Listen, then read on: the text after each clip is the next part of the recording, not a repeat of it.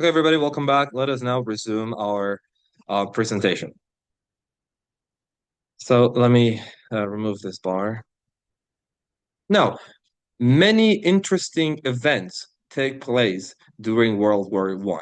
As you know, the Russians are attacking and trying to conquer Anatolia. And Bediüzzaman, instead of establishing the university, and as opposed to leaving and fleeing from the province, he rather takes arm and with many people, he becomes the leader of a sort of a militia and fights, or in a sense, defends the sovereignty of the place. And as you know, in the trenches, as he's fighting with the Russians, he's writing a book. Okay, I mean that really interests me. There is a similar parallel that another guy, but then not a Muslim, whose name is Wittgenstein, the famous philosopher of language from Britain. Once during World War One, he actually goes to the war, right? Although he's a philosopher and an academician, but he actually attends the World War, but not writing a book. I've never seen anybody within the war in the trenches. It is supposedly he told one of his students there that he would write because his handwriting was unintelligible. It was not understandable by in a normal way, right? So in the trenches, he's writing the Isharat al-Jaz, the signs of the miraculous. So it is an exposition on the Quran and the logical and coherence of the Quranic ayats. Okay, ayahs. And yeah, he's on a different league altogether. Now he gets injured, and many of his disciples and the people around him in the war either gets martyred or gets injured. So basically, he's getting taken as a captive all the way to the northern Moscow in Siberia. Wait a bit. Okay, he's going to be taken as a captive. And there you might have heard of the famous story that the commander in chief walks right in front of the prisoners and the captives, but he's the only one that doesn't stand up due to respect for his religion, that you wouldn't stand up for a transgressor. And then the guy thinks that he doesn't, but his Nursi doesn't notice him. He goes right back again, right in front of him. But then he doesn't still stand up, and then he's going to get angry at him, and he's going to be faced with a court there, martial court, and then he's going to be found guilty.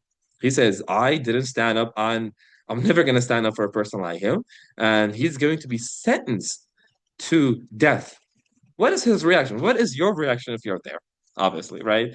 You either say, okay, I'm sorry, I'm not gonna do it again for the sweet life, okay?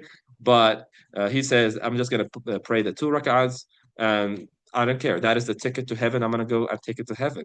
And the guy says, okay, that guy did not mean to disrespect me. He just respected himself and the principles he adhered to. And then he basically is going to get freed. And when the fall of the Russian Empire happens there, he's going to flee and run away through Europe. Obviously, the whole back and forth in Russia and Europe takes 2 years. And most of the time, he spends there as a prisoner. Okay. And then he returns to Istanbul after all these happen, and he's gonna be received as a hero, a war hero, and appoints directly to the Darul Hikmat al Islamiyya, the Islamic Academy of Religious Sciences. He gets a salary to publish and distribute his books.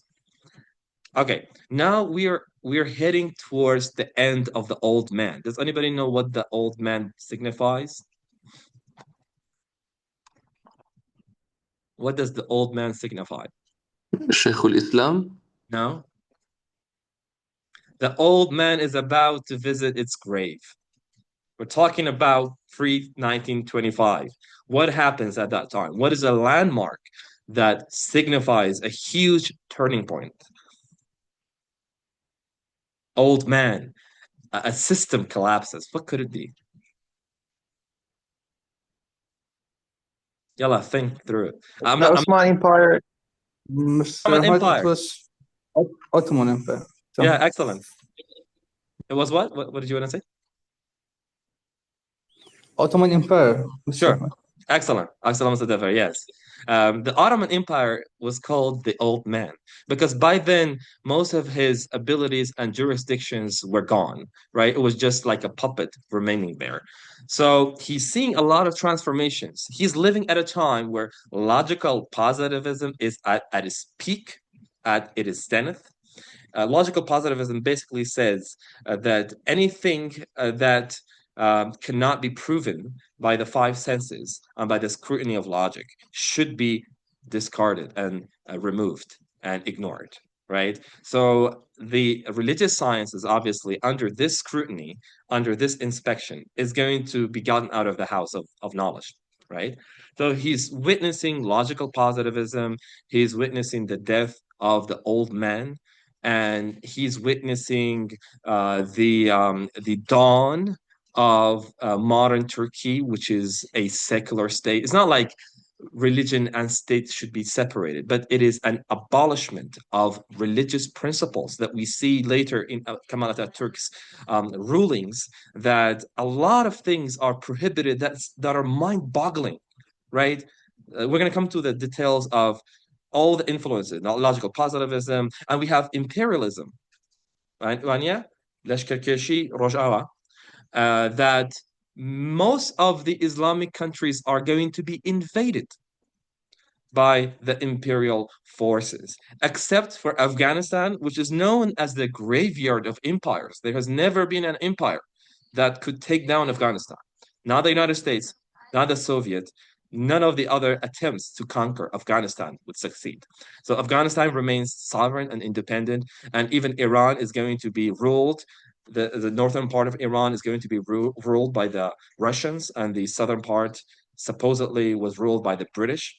And we know that one of the things that fueled the publication and the writing of Risala Nur was a famous quote by the general commander in chief of the imperial forces that famously said that unless the Quran is there, we're not going to be able to conquer and dominate, let's say. So he said, okay, I'm going to prove this guy wrong, and I'm going to prove the inextinguishability of the sun of the Quran. So he saw the Quran as a sun that is inextinguishable, that cannot be put out by any forces. So it is as if destiny and God's fate is organizing all of these events and quotes so that something built up within Badi Zaman's heart that would revolutionize the practice of religion and faith. Not revolutionize, it renews, in a sense. That would be a more appropriate word. Okay. So we're anti-occupation activism, Hutufat Sitta. Okay. So whose turn was it to read? Mr. Dafar, if you wanted to read, feel free to read it. Okay. I mean, don't be too concerned with pronunciation mistakes. You can just go ahead and read it.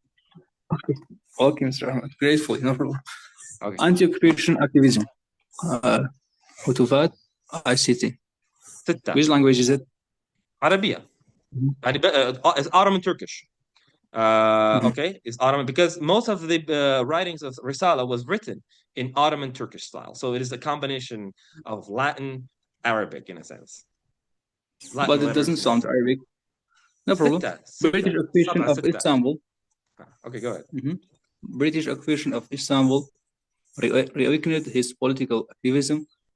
وراء هتافات الستة, a bold pamphlet mocking British occupation, secretly circulated it to boost Muslim moral and resistance, gained admiration from nationalists, earned enmity of the British. Okay.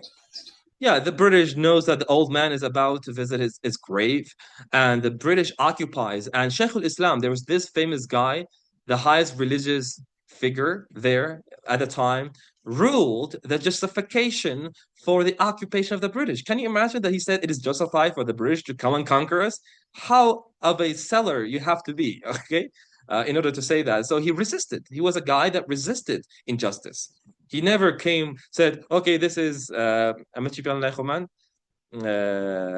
so there's interesting terms that Salafis use continuously. Wali Amr, right? So he doesn't say, okay, the British are going to be the Wali Amr, we should never say anything. No, he resisted. Just like many of the religious figures of the past, Imam Ahmad ibn Hanbal, we have a lot of other figures.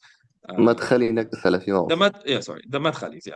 That is known as the Salafis in common vernacular language, but obviously they're one branch of it. Yeah, sure.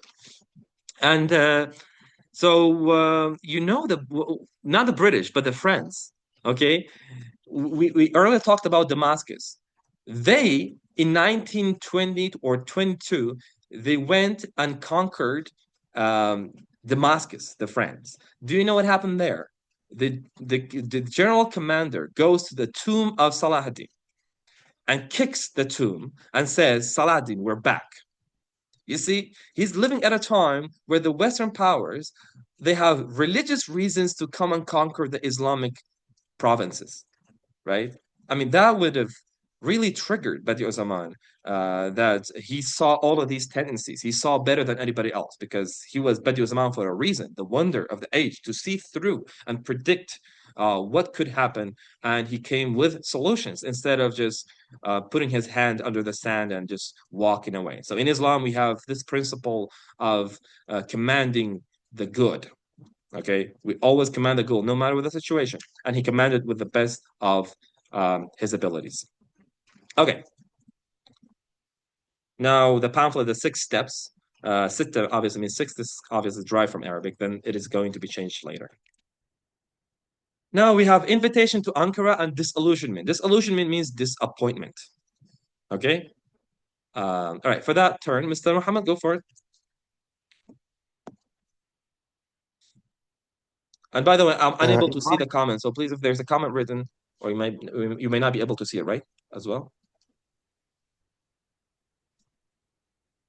There is no comment. Okay, go ahead, sir. Invited to Ankara in 1922, welcomed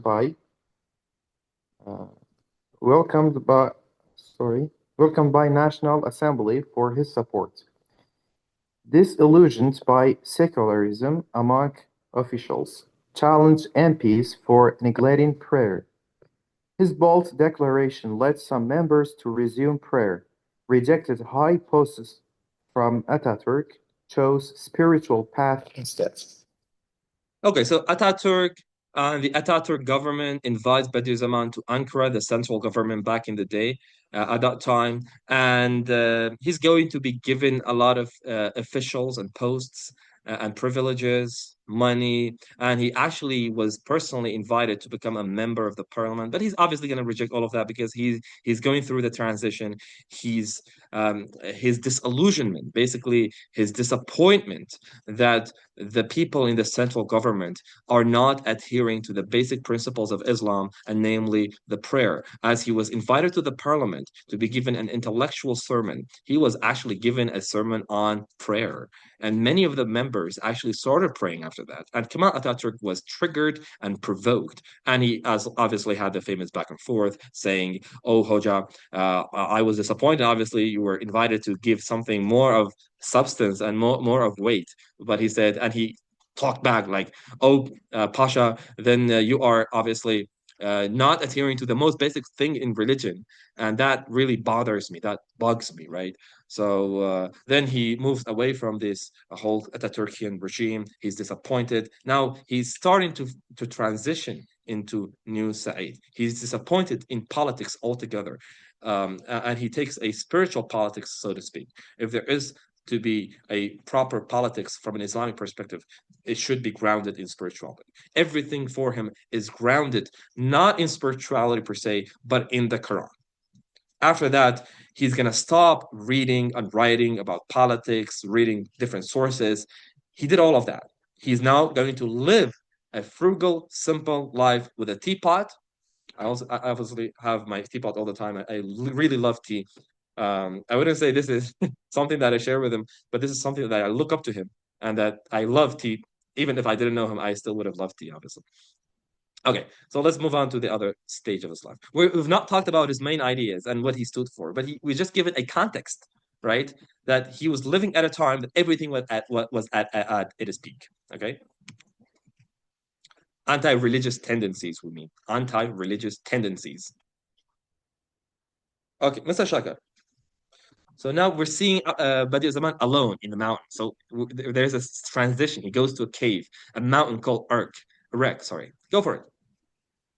withdrawal, and spiritual transformation, left Ankara for Van in 1923, retreated to Mount Arak in solitude, described this period as a transition from old Said to new Said, lived ascetically, focused on faith, Quranic reflection, and writing in Arabic, composed Masnawi Nuriya, uh, introspective essays on faith and metaphysics.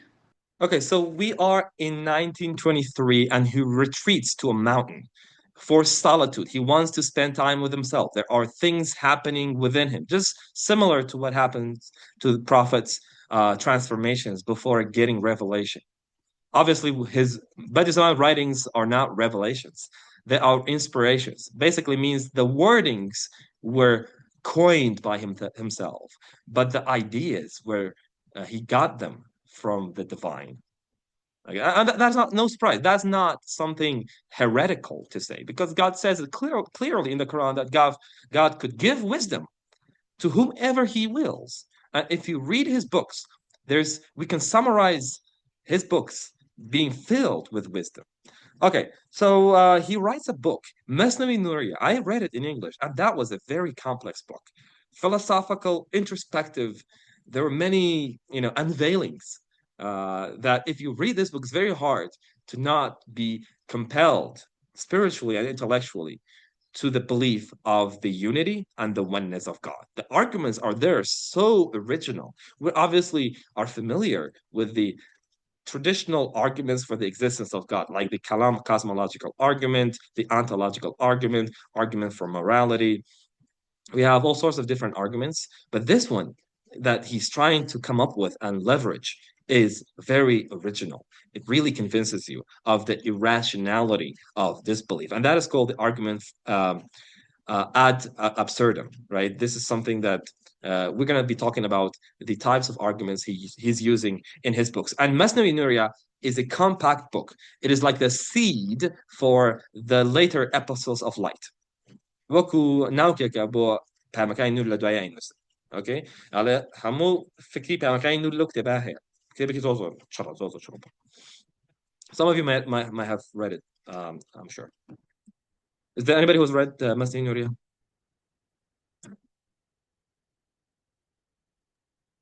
Okay. I have read about 200 pages. I couldn't finish it. You couldn't finish. Hopefully, after Yeah. the words, I'm planning to read the Masnawi Nuria if everything goes fine. If everybody has the interest and the time, we could be taking on this book. Okay, because it reflects the changes that happens within the Muslim world, as I said, in general, and many other factors that are involved. All right. So he's now it gets involved in the Sheikh Said rebellion, although he was against it, but he was seen because typically he was a Kurd, and the government saw him as a threat, and they were bothered by him, so they wanted an excuse and a pretext. Okay, who read the previous one? I forgot. Mr. Shakar, was it? Yeah, he was. Okay, Mr. Defar, go for it. Mr. Ahmed, I'm not alone here. My place is too noisy. Sure, if you're not available, it's completely fine. Okay, Mr. Muhammad, go for it. Arrest and exile, 1925. Sheikh Said rebellion erupted in 1925. Nursi was uninvolved but still arrested.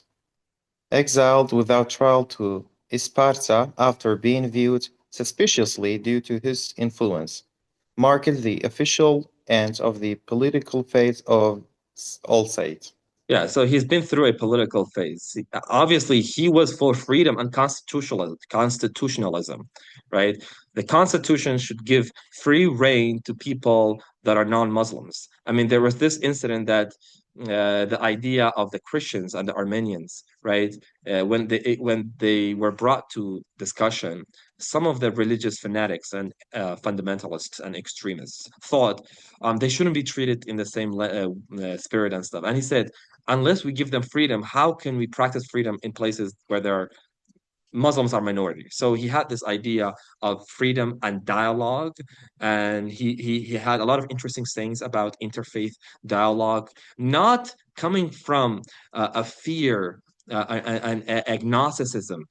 Some people are for interfaith dialogue, thinking that, okay, maybe my religion is not correct, maybe their religion is correct, therefore let us have tolerance and interfaith, right? But his interfaith was not built on maybe and doubt and uncertainty and what we call agnosticism, right? You're in between. No, it came from a full conviction on the truth of Islam and how this truth you could exercise it with people that are not Muslims, coming from the love that is inherent in the Quran to reach to them and interact with them, right?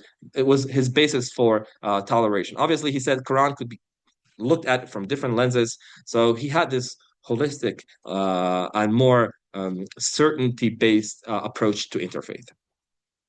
Okay, so I've had the privilege to go to Sparta and even go to Barla. I went to the tree house that he spent 8 years, and he wrote three of his most famous epistles of light books, the words, the Maktubat, and another one that I forgot. So yeah, Sparta is the town that is close to Barla. So he goes there without a trial, and because he thought he might be involved and complicit in the revolution. Okay, then we are in Barla right now. He spends 8 years in Barla. It's a very beautiful village. When I went there, it was during the evening, and the stars started to appear in the horizon all the way through the open sky. It was a scene of, it showed, the vastness and the broadness of God's creative power that resulted in this huge festival and exhibition that we call the heaven. And then it was really of a different experiential level. So I was like, if I stayed there for a month, I could I could read all of his books. So I actually asked to be staying there, but certain reasons prevented me from there. And yeah, so we had some arguments with the Nur movement there. They thought, where are you coming from? Why do you speak Turkish to that level? And we didn't want to say that we're from the Hizmet movement because they would be triggered. They're not on good terms. Although Badiüzzaman and Fethullah Gulen were in good terms, but the members are always fanatical, and they take the ideas to the extreme. Okay, so exile to Barla. Mr. Shaka, go ahead and continue. Okay. Exile to Barla embraced the Persona. I need the persona of new Said. Wrote Rasail Nur in Ottoman Turkish, a rational faith-based Quranic commentary. Core works, sözler, the words, mektubat, the letters, lemalar, Yeah. lama, students copied and spread the texts by hand despite government censorship. Okay. Yeah, basically he was censored pretty severely that when he went to the village, there was no land transportation, like car transportation, because it is in a mountainous region. Imagine Barla village, all the surrounding is surrounded with huge amounts of forests, right? It's just a jungle. And it's like he was secluded and cut down from everything. It was just the normal villagers, and even the government threatened the normal villagers to never talk to him, to never approach him, to never be in contact with him. And he obviously thought of this experience not as a curse, but as a blessing. He saw all the excruciating experiences of life as a blessing. And he wrote a book by the name of The Fruits of Belief, Miwakani Bawar. Within 35 years of exile, imprisonment, trial, and poisoning, he was poisoned 30 times. He lived a hellish life from our perspective. But for him, he wrote books amidst suffering. That is why I love him a lot. He didn't sit on an armchair and philosophizing about life. No, he saw through deprivation, destitution. He saw and lived through extreme forms of poverty. But he couldn't care less. He was not attached to the transient nature of things. That's why his writings resonate with us, because he preached, he walked his preaching, he walked his talks, he lived through them. Okay? Yeah, so he's in Barla. a lovely village. This is actually this is the tree that he had on the top of the tree, a place for night worship, especially during the night. He would be looking at the skies and just be worshiping for 8 years, right? And I was so it's just so it makes you jealous to be living at a place like this. Although many people wouldn't prefer it, but if think about it spiritually, if you're there, and this house there, if you go there, there's always circles of the Nur movement. They're reading and discussing Pamakainu. And one of the guys said there, he said, Nursi, turned away against philosophy and came to religion. And I was bothered by it then. I was like, no, no, no. He turned on the true form of philosophy. So we had a back and forth with the head of the Nur movement there. So yeah, interesting exchange. Okay, we are now at second arrest and Densley trial. But we're moving towards the end. Aren't you tired? Are you not falling asleep? Probably waking up early. Is everything going fine? Yeah, it's going really well. Okay. Okay. Now, whose turn does it become to read our paragraph for us? Whose turn is it? I'll read it. Sure, go ahead. Second arrest and Denizli trial, 1943 to 1944. Arrested again with 126 students, faced Denizli court. Scholars confirmed Risaili Nur had no political intent and acquitted Yeah. in 1944, acquitted in 1944 and exiled, resumed in Amirdağ. So basically, he, with 126 students, faced Denizli court, but then they got acquitted, means they were proved innocent. The Risala Nur didn't contain political opposition to the secular regime. The secular regime, one of the things about the secularity, the secularism of modern Turkey, it was founded on a complete ban on basic religious expressions. So the Quran had to be translated into Turkish and to be read in Turkish. All the learning institutions of Persian and Arabic were shut down, right? Because they didn't want to have any connection with the past of tradition of Islam. Okay, look at the moves Ataturk is making. On one instance, Badiüzzaman says Ataturk's aura of atheism was so strong, I felt it when I sat with him. And he banned, obviously, the adhan.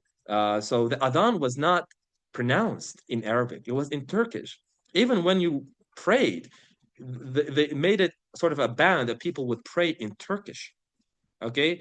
And then I read it as statistics that before the onslaught on the onset of Ataturk and modern secular Turkey, there were 3,000 mosque employees, Khoman Ali Mujawir. But when he came to power, he fired 90% of them, right? And obviously, the clothes, he changed the way people wore clothes. And one of the reasons why he faced court, Badiüzzaman, because he refused to wear the Western hat. Okay, the women would be wearing Western styles, the men would be wearing suits and stuff. So he would be changing the foundations of people and how they practice religion for centuries and for millennia. Not millennia, for century, because it's not that old in Turkey. So yes, the secular moves he was making was so against religion that it really bothered Bediüzzaman Sanusi to the core, and many other things that he did against the Muslims that the people couldn't keep up. And that strict form of secularism is what we see in France. It's not a separation of religion, as I said, religion and state. No, it's just you throw religion out of the hearts of people as if they couldn't. But it didn't last a lot, right? Because people are religious by their nature. It lasted until 1950s. People resisted against it. They couldn't keep up with it. Okay, let's go to where a demo. So it was. This is Denizli, right? This picture is the Denizli prison, Denizli court that he faced his ruling. Now we are final exile years. So he was exiled a lot, right? This is Afyon. Afyon is the coldest, probably one of the coldest places in Turkey. Okay, Mr. Shaka, go for it. Final exile years, Amirdagh, Afyon, house arrest in Amirdagh. He continued writing and leading Nur movement, arrested again in 1948, endured harsh imprisonment Imprisonment. in Afyon, released in 1949 after final Acquittal. Okay, excellent. So in Afyon, he said, and I quote, "It was the hardest condition that I ever lived through." It was amidst winter that he was jailed there. Okay, I think for 9 months or a year, that he said my teeth would go out, okay, would fall due to the immense coldness because the windows were shattered, the glasses were shattered, and all the cold breezes of winter would hit him to the bone. So he lived through a lot of hell. And it was faith that really enabled him to continue through all of these 35 years of exile and imprisonment. Okay. Mr. Muhammad, the third side and legacy. Post 1950, political liberal, I don't know how to read it. Liberalization. Liberalization brought relative freedom. Risale Nur, printed in Latin script, spread rapidly. Made historic return to Istanbul in 1952, drew large crowds. Final trip to Urfa in 1960, passed away there on 23rd March 1960. Yeah, so as I said, the strict imposition of secularism or the strict enforcement of secularism didn't last because anything that is forced does not last. Imagine we see the existence of Christians in northern Egypt. 25% of all the population of Egypt in the 20th century used to be comprised of Christians. 25%. Imagine if they were forced. Do you think they would have lived there? Right? And like Hafiddin, there's this beautiful idea and principle in the Quran. There should not be force in religion. And in any form, if there is force and coercion, I mean, people would resist and people would take it away. When religion exists, means religion is not forceful as lived in communities. Right? People are not forcing each other to pray. Wherever there's force, there is instability and there is hypocrisy in religiosity. Okay. So he dies in 1960, the 23rd of March, and he departs from this, place of trial and tribulation and vicissitudes that we call the world. And he says, I did not enjoy from the pleasures of the world, right? If it were not for religion, I would have committed suicide. So he had existential tendencies, but he still held up to the light of belief and guided because he wrote around 6,000 pages coming from inspiration mainly. Okay, so basically the Risale Nur, the Epistles of Light, are largely written in Ottoman Turkish, and then it was translated into Latin because the people were illiterate about their past. Imagine within the dawn and establishment of modern secular Turkey, all the books that were written previously. Imagine Ottoman Empire. Yes, during the ends of it, it was corrupt. But during the 16th and 17th century, it was the height of intellectual, spiritual, musical, architectural achievement during the Ottoman Empire. All the writings that were written then would not be understandable and intelligible by the lay people after the modern secular Turkey. But then the Risale Nur included. People could not understand it because the government wouldn't let the spread of Ottoman language, Ottoman style of writing, and only Latin. That many things were changed. So the Risale Nur was, obviously translated to Latin, so that more people would understand. Okay, this is the last, I guess, the last page. Oh, we have two ones. Okay, enduring legacy. Okay, Mr. Muhammad, go for it. Or Mr. Shakar, which one is it? I forgot. It is my turn. Yeah, go ahead. Grave was secretly relocated by the military to avoid shrine veneration. Rasail Nur inspired a non-political Islamic revival in Turkey, a movement now global with study circles, Dernshains, There's Hanes. There's Han. There's Khan. Hana, worldwide. His mission to prove and preserve the truth of the Quranic for future generations. Yes. And the last but not least, Mr. Muhammad. Summary of Sayyid Nursi's life journey, from madrasa prodigy to military hero, from public intellectual to spiritual recluse, from political reformer to Quranic exegete. Exegete, أي مفسر. Exegete. What is that? Exegete. Okay. مفسر. Exegete, a legacy rooted in resilience, faith, and scholarship. Okay, so we're 3 minutes away and we're done with a very brief introduction to the life of such stature. And I hope it was eye-opening to you somehow in order to pursue his books and to read them with having the context in mind. He wrote them with lots of political and religious turmoils. The world was transitioning from an empire centered world, or at least the community of the Muslims, to a nation state that was secular. And all the tides of atheism, materialism, logical positivism, secularism, all of these isms that were at their height, that were at the peak, it needed a mind as enriched with spirituality and reason to counter and confront in a peaceful and non-political, non-combatant way in order to resolve the problems. And actually, he was a precursor, and he was a huge pillar to the inspiration of creating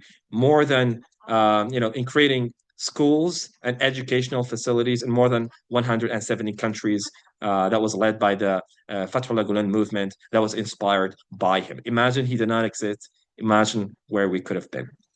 Okay, thank you so much for listening and paying attention. We're going to continue from next week, 50 pages from the words. And I prepared another short summaries of all the books that he wrote, but I could send it later so you can see chronologically the books written and the ideas present in those books. Thank you a lot, sir. Thank you for your time. Definitely. Goodbye. My pleasure. So if you have no comments, we're going to conclude it. And Juma Mubarak for next week. Please be prepared to read the first 50 pages from the words. Okay, inshallah. Sure. Take care, everybody. Goodbye. Take care. Goodbye.